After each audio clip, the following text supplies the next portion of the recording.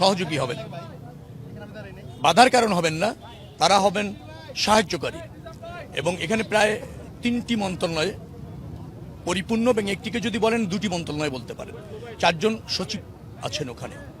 তো এই মন্ত্রণালয়গুলিতে কাজ করার জন্য আমার একের পক্ষে তো সম্ভব নয়, আরও 2 জন সহকারী দরকার, এবং দল সেটা বিবেচনা করে 2 জন সহকারী দিয়েছে। যার ফলে আমি মনে করছি যে তারাও তরুণ, তারাও ছাত্র নেতা, আমার সাথে তাদের একটা সম্প্রীতির সম্পর্ক আছে।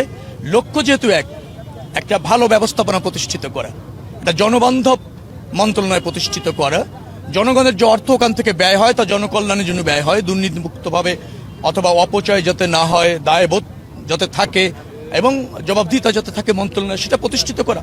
তো তাদের সাথে তো তারই সহযোদ্ধা, এবং তারাও তাই চায়। ডেফিনেটলি 3 জন একসাথে কাজ করলে অনেক বেশি কাজ করা যাবে দ্রুততম সময়ের মধ্যে, সেই লক্ষ্যেই মানে এইভাবে ক্যাবিনেট করা হয়েছে। যে মন্ত্রণালয়গুলি আছে, ঢাকাকে চিন্তা করলে তো হবে না। ঢাকা সিটি কর্পোরেশনই কিন্তু ঢাকার মেজর কাজগুলি করে কর্পোরেশনের মধ্যে। মন্ত্রণালয় যখন করা হয়, ঢাকাকে গুরুত্ব দিয়ে করা হয় না, কোনো বিশেষ এলাকায় গুরুত্ব দিয়ে করা হয় না। দেশের স্বার্থে ওটা ফাংশন করে, সামগ্রিক স্বার্থে ফাংশন করে, ব্যক্তি বা আঞ্চলিক স্বার্থে না। তো যার ফলে আমাদের যে 3টি মন্ত্রণালয় আছে, সারা বাংলাদেশের জন্য মধ্যে খুবই গুরুত্বপূর্ণ মন্ত্রণালয়, এবং সেটাকে ফাংশন করানো খুবই জরুরি যদি উন্নয়নটাকে দৃশ্যমান করতে হয়, যদি অর্থনীতিকে সচল করতে হয়। তো সেই বিবেচনায় আমাদের উপর সরকার প্রধান আস্থা রেখেছে। ডেফিনেটলি এই আস্থার মর্যাদা আমরা কর্মের মাধ্যমে এবং জবাবদিহিতার মাধ্যমে জনগণের কাছে প্রতিষ্ঠিত করতে সক্ষম হব, এবং সরকার প্রধানও আমাদের কর্মে সন্তুষ্ট থাকবেন এই প্রত্যাশা বা এই অঙ্গীকারও ব্যক্ত করছি। এই 3টা মন্ত্রণালয়ের বিরুদ্ধে সবচেয়ে বেশি দুর্নীতির অভিযোগ, এবং এই সরকার বলেছে যে দুর্নীতির বিরুদ্ধে তাদের জিরো টলারেন্স থাকবে।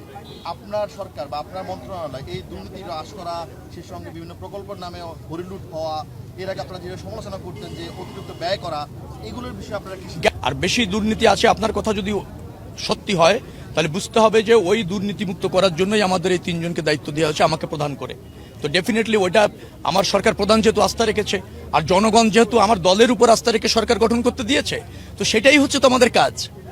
নিশ্চয়ই সুসংবাদ পাবেন, শুধু একটু ধৈর্য রাখবেন আর বস্তুনিষ্ঠভাবে সবকিছু বিবেচনা করবেন, বস্তুনিষ্ঠভাবে।